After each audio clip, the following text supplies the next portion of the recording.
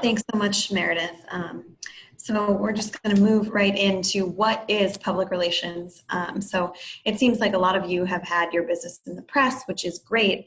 But what I thought was really interesting is that when asked where people hear about you most, you have all pretty much said social media or word of mouth are the two biggest ways. And, that's kind of because the landscape of PR is so changing all the time. We as PR practitioners have to make sure that we're really up to speed on what's happening in social media, because it's obviously, as you've all answered, just as important to driving your business and creating that reputation as traditional media is. So what we do as PR practitioners is really to help your business cultivate a positive reputation with your customers, with your shareholders, with your stakeholders, with people who have a vested interest in what your product or what your service is. And we do that specifically through unpaid or earned communications. So it's not advertising, it's not putting commercials on TV, it's really that credibility and that third-party validation that we see and that really has a strong impact on what the overall perception of your brand is. So that's what we're doing in PR. And we do that through traditional media like newspapers, broadcast segments, online articles, magazines, and then social media, which all of you know. You can have your own your own social media channels, but there's also a lot that happens with your customers on social media. If they post something positive, negative, that's all kind of a reputation builder, whether we have control of it or not.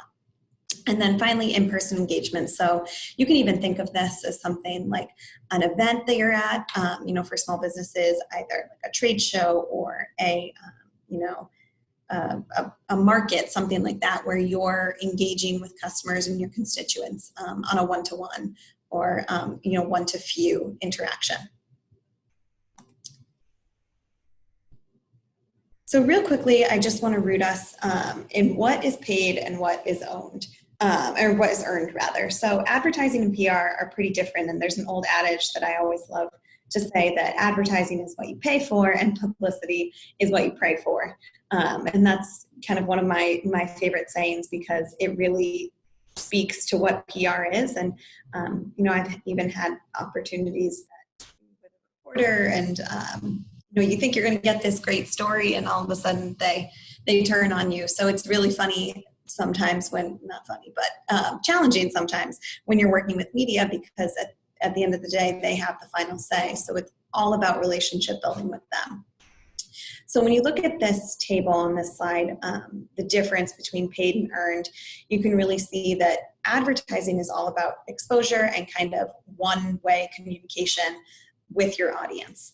So they are bombarded with ads on a constant basis, whether it's on their phones, on the subway, watching TV. There are constant ads, and we almost kind of tune those out.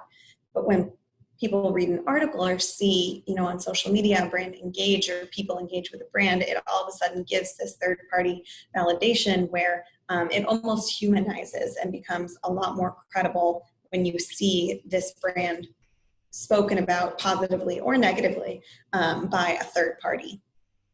So when we look at advertising, there's guaranteed placement. There's a pay-to-play type of interaction, but with PR, it's very different. It's all earned media, and that there's significant value on that because it is earned. It's not something that you can guarantee. It's not something that comes easy. It's really a mutually beneficial relationship between the publication, the outlet, the reporter, and your business. And so what it really tells us, advertising says, buy this, and PR says, this is important, you should care, and here's why. So it's really about storytelling in a way that connects to the consumer or connects to your potential customer, whereas advertising is a little bit more, one way and mass marketed, so to speak. So there are a couple ways that PR can really drive your business. It's overall at the basis about driving awareness for your business or your product. So, the only way people are going to know about who you are or want to buy your product is if they're aware. So the three primary ways are impacting your customers, your investors, and your employees. So when we look at employees, we think, the people who are already working for us, but we have to think long-term in PR. If there is a brand or a product that's highly written about or negatively written about, that's going to affect, do people want to work for you? Do they want to work for a company that stands for certain things that the press has said about them, or do they not? So that's how we look at employees. We look at investors and we think of, if they're being written about in the media, if there's some buzz, some positive kind of, halo around that, then investors are going to start to take notice and to think, hey, other people care about this brand. I should care about this brand or this product. And then, of course, your customers, how your customers view you, how your customers are reading about you, even when, they go on Yelp or they go on Google. This is a way that your brand is being reflected and your customers are interpreting how they may have an experience with you. So PR can really connect with all these different audiences, and what's unique is that depending on the audience, you can kind of tailor your message and your story. So let's say you're, a small chocolate company. Your message to your customers might be all about, you're family owned, you're hardworking, your chocolate it has, this story and this passion behind it, and that really resonates with customers. For investors, your story might be something more focused on business and bottom line, that while you do have this high quality product and this great story, you've also found a way to produce more and have a more efficient business than your competitors, and that's why investors should care. And then on the employee side, you can tell employees how you have the best benefits around extra PTO, things like that. And they're all different audiences. So knowing your message and knowing your audience is critical to the way people are going to respond to you. So the media landscape, as I kind of touched on before, is so different than even, the past 10 years. It's evolved. Previously, it was really about, those one-to-one interactions, word of mouth, reading magazines in the doctor's office, things like that. And then our daily newspapers, which, I know if you're like me, that was pretty much localized. And then you'd get the Sunday paper on Sundays and read about some national news. But now, in our hands and on our computers, there's such real-time information and things that we may not even realize. So things like Yelp, things like Google, things like Facebook are all ways of communicating with your different audiences, whether it's your employees, your customers, or your investors, that you need to be paying attention to. And it's a little challenging because it gives, a lot more opportunities to mess up when there's just very specific written publication like there was, decades before. It was a lot harder to have negative or challenging reviews written about you. But today, especially for small business, whatever the internet says about you is how you are perceived, for better or worse. So making sure that your message, and even something as simple as responding to your customers' inquiries on social media, can really change brand perception in a positive way. And I think that that's so critical, and we don't always think of, we don't always think about PR in that way, but it really, for small business, can make or break the business based on something as simple as Google and Yelp reviews. So one critical piece to PR is key message development. And it's kind of like, I like to call it this rule book and this Bible that you can always go back to. So whether you're talking with your customers via social media, maybe you have a broadcast interview on TV where you're talking about a new product, or you're sitting down with your local paper to tell your brand story now that you're in every Target in the country. You want to make sure that your message is cohesive, that your message is simple and it's concise. So there are 5 key rules when you're thinking about who you are as a company, as a brand, in your key message development. And this is a process that I like to walk everyone through because I think it grounds you in telling what's important. And I know as small business, even as a larger brand like Sam Adams, there's so much you can tell to people, but really focusing in on what's important. If you have an elevator pitch, on what's important and what you really need people to know about you. So starting to develop your key messages and almost this media kit is something I would encourage all of you on the phone, every small business to do, because even if you're at a trade show or a farmer's market or something like that, being able to talk about your product or your business in a succinct way, even if you're not talking to media, is so critical. So start with asking yourself questions. Is it believable? Can I actually hold up what I say I'm going to do? There's no point in saying that your chocolate can has antioxidants that can help with XYZ if it can't do that.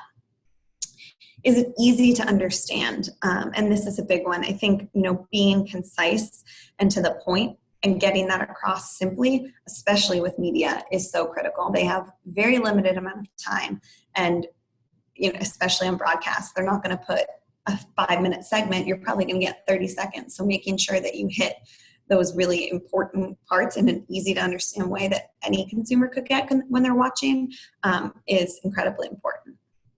Is it positive? One rule of thumb in public relations is that you never want to put negative language in any of your messaging, because for better or worse, that's the one thing that will be taken out and included in the story. So making sure that everything you write about your company and your brand or your product is incredibly positive and active and kind of actionable language is also pivotal to kind of the perception of your company. And is it purposeful? Does it really represent your agenda and what you stand for? I know on Sam Adams, a lot of times if we're launching a new product, we make sure that we have things we say about every single product with our quality, our commitment to quality. That shines through in every single message. So you can really see consistency across all products, whether it's an IPA or a lager. It's always focused on that quality message. And that's, part of the reason why we have the reputation we do today of a quality beer. Even if people are drinking, microbrews from their local brewery, there's no question of a quality perception issue. And that's a result of consistent messaging through decades of proactive communication. Second rule is keeping it simple. It should be short and it should be specific. The more long-winded you are, which sometimes I have a problem with this, but the more long-winded you are, or the more verbose, it's just going to add to the complexity, and media are going to take out what they care about, and your full message isn't going to get across because they're deciding for you. You're not deciding for you. Targeted messaging is the third, and I kind of touched on this earlier when I was speaking about your employees, your consumers, and your investors. Consider what your target audience cares about. If you are at a local, artisan fair over the weekend and you're donating $1 of the proceeds or $1 for every purchase to a local organization, that audience is going to care about that. You're not going to tell a national audience that that's what you're doing because it doesn't impact them.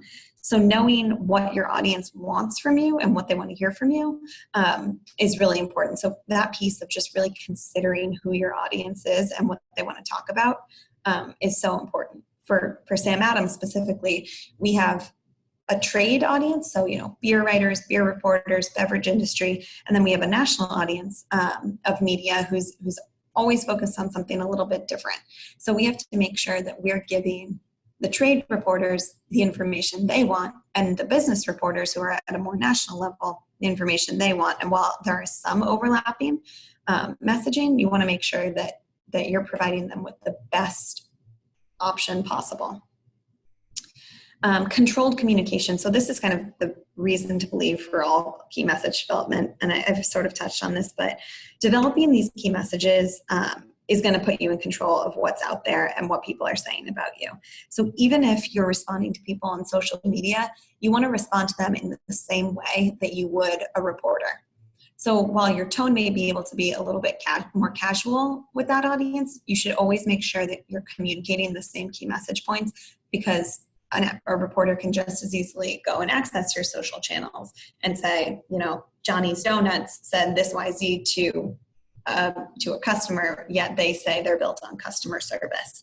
And so making sure that, what you stand for is coming through in all communication, it'll just really help streamline what's out there for people to react to. And then the last piece is reviewing and refreshing. So your key messages should never be stagnant. With Sam Adams, we have some things that have maintained throughout all 35 years of making beer, but there's a lot that's changed. For example, the Brewing the American Dream program, that is a program that we introduced about 11 years ago, and it's now really woven into the fabric of our company. But we've had to evolve our messaging around that and to tell people, why that makes sense to us, why we're passionate about it. It's not something that you develop once and you never look at again. It's kind of how can we continue to evolve and to tell our story better and to connect better. Media landscape is changing. Consumers are changing so frequently. Really figuring out how you fit into their lives through your key message development is so critical. There's a couple of PR tools that you should, in addition to your key messages, have in your toolkit for if you're working with media. And so this is something for internal or external stakeholders. It's interesting, kind of how you talk about yourself internally is how you should talk about yourself externally. So when you're releasing a new product, or you're opening a new store, or you've just gotten a big grant, you're going to want to write a press release. And it's actually pretty simple. You can even Google press release templates. But this is just something that has all the very factual, non-biased information that media would need to know. So things like what is happening, when it's happening, on what date, quotes from parties who are involved. So if you're partnering with a local brewery to create, beer-infused chocolate, that's a press release you might want to write and have quotes from both parties. Media alerts are a little bit more event-based and a little bit more simple. Those are really just, the quick and dirty who, what, when, where, why of what's happening. So a lot of times we will do media alerts if, we're having, let's say, an event at our brewery that's pretty quick, and it's not a partnership, it's not very in-depth, it's not something that people are going to have to go back and reference on the internet pretty frequently, or that we want out there for a long time. So we just do a media alert, and that goes directly to media, lets them know everything they need, what their coverage opportunities are. So if we're inviting them to our brewery for, let's say, American Craft Beer Week, we would let them know they could take video of drinkers doing XYZ. They could take photos of these beers and drinkers doing this, that, or the other. So it's really showing them what they could be able to give to their readers or their viewers later. An email pitch is, probably 10 years ago, even when I first started, we all called media on the phone. We would call their desks and pitch them over the phone and say, hey, we've got this story opportunity. This is something your readers will care about. And I think if I did that now, I'd probably be hung up on. It's pretty unbelievable, but email pitch is the way to get in contact with a reporter. So let's say you have an event coming up and you'd like to get written about in your local newspaper. What you can do is look for the small business reporter, or if you have a food or beverage product, there's a food or beverage reporter. And you can even just Google them and send them an email about the details. And that's probably the most simplistic form of communication. But one item to note here is that, as I mentioned, PR is so relationship-based. So making sure that you're not just asking them to do something for you, but that it is a mutually beneficial relationship where there's a reason that their readers are going to care, where you're offering something in return. And I don't mean, like monetary or anything like that, but I mean that the readers who are the ultimate, viewer or audience for both the media and your company is why they should care. And that's important to keep in mind whenever you're contacting media. Messaging documents, as I mentioned, so those key messages, that kind of brand story, if you had less than a page and 30 seconds to talk about who you are, this is pivotal.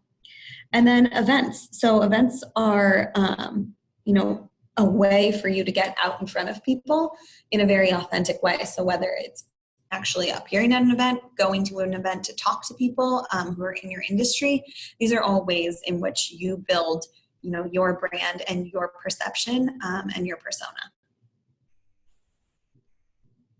So just a couple, keys to success when we're thinking about PR. It's critical to think like your audience. I've mentioned this a couple times, but I can't stress it enough, because knowing who you're talking to is going to make it so much easier to figure out what you want to say to them. You're not going to tell your grandmother about a first date the way you're going to tell your best friend. And that's an easy way to think about it.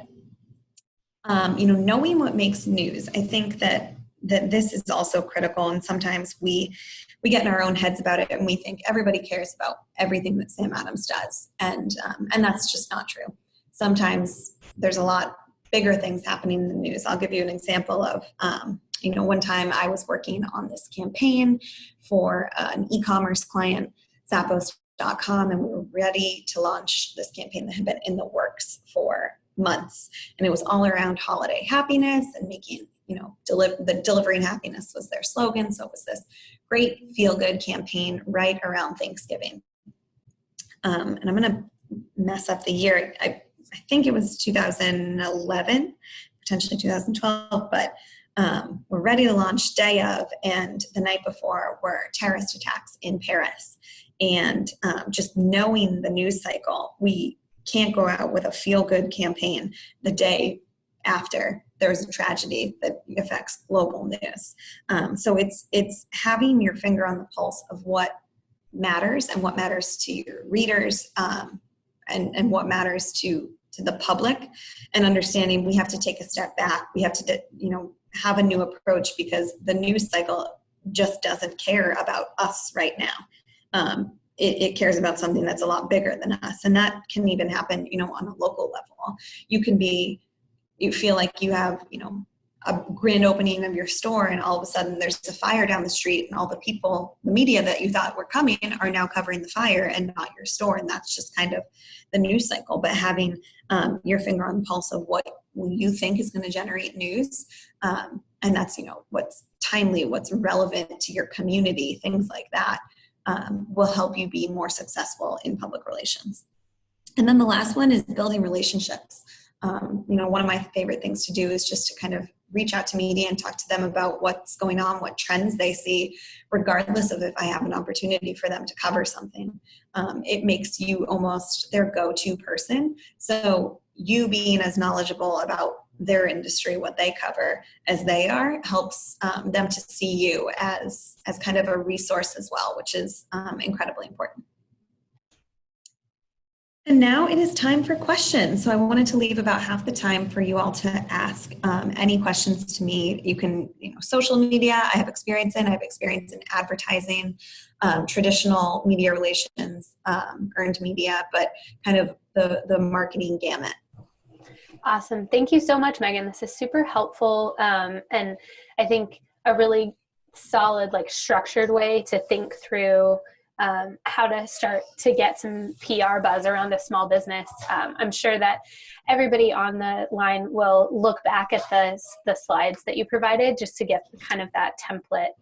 So folks, if you have any questions, please use the chat box and type in your questions, and I'll read them to the group. I have a first question to kind of get us started. Megan, when you were speaking about the key message development and looking for that really concise and positive message about who the company really is, can you speak to any experience you have with keeping things positive but also differentiating the company? You want to differentiate from competitors without being too negative about those competitors, or talking about why your product is better or your business is better, in a way that differentiates but doesn't, put anybody too down and still remains positive. Do you have any experience kind of striking that balance? Definitely. Yeah, that's a great question. And I think sometimes we can focus a little too much on our competitors, but in my experience, when we look at key message development, it's really pulling out what makes your company unique. And in that way, you're able to focus in on what you do well without disparaging any other company. And so, for example, with Sam Adams, we have been able to say, the leading independent craft brewer. So there's that inherent acknowledgement that there are other craft brewers who we're beating, yeah. better or worse, but that we are the leading. So it frames kind of what we're doing in a more positive way rather than disparaging any of the others. So we don't say leading independent craft brewer and, you know, there are 7,000 others. We say leading, and that gives people enough of an inference on okay, this is a big space, and we know this is a space, but this is a trusted resource for us because they're the leading independent craft brewer. Got it. Yeah. Really just trying to focus on what you do well is going to get you in a better place. So let's say, for example, I've just been using this chocolate company. Let's say you use, better cacao than your local competitor, and you know that you have better, like farming practices of where you're actually sourcing the ingredients. Rather than saying, you know, our competitor does this, you tell them what you do for sourcing ingredients, and people will 10 times out of 10 stop to think about what the other person is doing. Got you. Yeah. You don't even have to acknowledge the negative. Okay. Yeah, that makes sense. All right, cool. Thank you. So we've got a couple questions, guys. Feel free to continue to type in more questions in the box, but the first couple are from Andrew. He's wondering what is the best way to actually distribute the press release? If you use a template and write it up, does it make sense to send it like as a link to download, attach it to an email, just put it straight in the body of the email? What's the way that kind of gets the most reaction or engagement, the actual way that you send it? Sure, that's a great question. So there are some tools out there that have pretty low cost press release distribution where you can actually have it hosted on a site that provides a link. If you have a really tight budget, I know that a lot of people, a lot of small businesses do have a tight budget. You can actually just put it right in the body of an email. I find that to be what we do at Sam Adams is we distribute via PR Newswire. So I'll link and post it in the body of an email. But if budget is a concern for you and you don't have a place to link it, then you can absolutely just post an email. Another kind of way around that is if you have a blog on your website, on your company's website, link to your blog post, like post as a blog post, link to that for media to click on, and then also post it. In the email, I would definitely discourage from attaching anything because one, trick of the trade is that a lot of media have a filter on their email that says if anything has an attachment, that it goes right into their junk mail because they assume that it's like a spam something or other. So I would not attach anything. I would either do link to your blog if budget is a concern, or just paste it right in your email. All right. That's good to know about the email attachment. I feel like I know. I know. A good secret sneaky. you have. Yeah. They're sneaky. All right. A couple more questions on the email, and especially in terms of the bouncing and getting ignored. Do you know if there's any difference if somebody's using an email marketing system like MailChimp or Emma or one of those? Is there any reason not to use that? Is there some kind of filter that gets rid of those and maybe only lets through emails from an actual, like a personal account? Do you have any sense of that? Yes. If you're contacting media, so reporters or, editors, broadcast folks, I would definitely discourage against using any sort of email marketing system like MailChimp or anything. That relationship, that personal connection is lost when you're using that. And that's something that a lot of things have changed with PR, but that's one thing that hasn't. So an email coming from an actual human is the really only way you're going to get a response from an editor. They want to know, it's so interesting. They want to know that you've read their work, that you have taken the time to think about why this is a fit for them. If it seems automated, they're going to just delete it and say, this person didn't actually take the time to see if this was a fit for me, to see if my readers would care.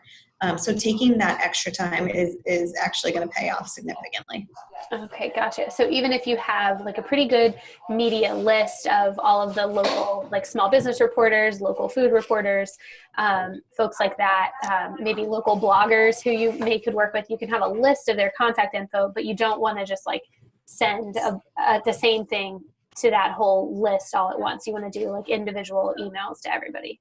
Exactly. And it is more time consuming. And I think that's, something that's gotten lost a little bit in the profession, because the time that it takes to write an email that says, I saw that you just covered XYZ business last week, I'm thinking you might be a fit for me. That's more time consuming than blasting it out to everybody. And I know time is of the essence with small businesses, and sitting down to take a couple hours to write these personal emails is not always something that becomes a priority. So I understand that completely. But I think that even if you send out fewer emails, but they're more personalized and targeted, you'll have a better response than if you send out the same email to everybody. Gotcha. Yeah, that definitely makes sense. And I think that's one of those things that's kind of universally true, from a small business owner perspective. If you get an email, about some kind of, either it's an opportunity or somebody who wants to work with you, if it feels like it's a form letter, you're less likely to engage than if it's like, hey, Megan, I'm interested in your business because of X, Y, and Z. So I think that makes a lot of sense. Great, thanks. So a couple more questions. This one's from Lily about social media for businesses that are doing B2B services. So are there any tools that are more useful for folks who are doing business to business as opposed to the business to consumer kind of model that we talked about? Yeah, that's a great question. So I have had the opportunity to work on some business to business clients. And I think what's interesting in that space is that social media is just as important. You just have to think of it in a little bit different way. So the people who are viewing your channels care more about trends and industry and showing what you're doing to be a thought leader than they do about your brand personality. So it's still important to have that social media presence to be able to communicate what your stance is on things, so that if another business is reaching out to you or thinking about engaging with you, you seem as though you're a thought leader. Having totally stagnant or no social media presence, it's another way for you to communicate with them and show your stance in the industry. And I think it can only help. Yeah, I think so too. I mean, any kind of presence that's thoughtfully updated and kind of demonstrates any sort of leadership either in your category or in your industry, I feel like is relevant and positive for every audience, right? Absolutely. Yeah. Very cool. The next question we've got from Julia is about Yelp. And any thoughts or recommendations that you might have? Yelp has a lot of features available for businesses on their page and different services that they offer. Do you have any experience with those, about what maybe is worth the money and the time to set up, or what might be either not worth it or you want to be careful on about Yelp? Yeah, that's a good question. I don't have a ton of experience with Yelp, other than what I would say is responding to customers on Yelp. I think from the public relations side, that's the most important. I know that when even I as a consumer read negative reviews, if the company took the time to respond to the consumer and address them, it tells me a lot about what their values are. So from the public relations side specifically, I would encourage anyone to do that. I'm not sure the specific tools and functions, but I can look into that for you for sure. All right.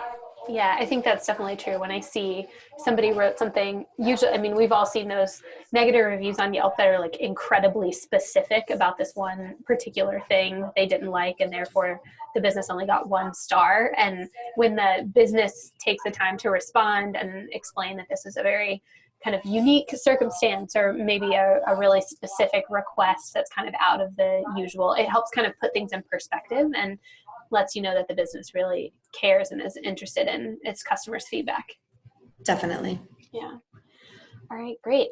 Well, those are all the questions that we got for today. I really want to thank you, Megan, for your time and for your expertise. I think this is super valuable. And the slides that you use, those templates and kind of thinking through each of those different specific areas on message development, I think is super useful. So for everybody on the line, we'll be sending out the recording so you can look through and kind of map out some of that PR message development for yourself as well.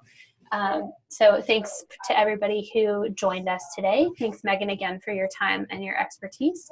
And everybody be on the lookout for information about our next Brewing the American Dream webinar coming up in a couple months. Thank you, everybody.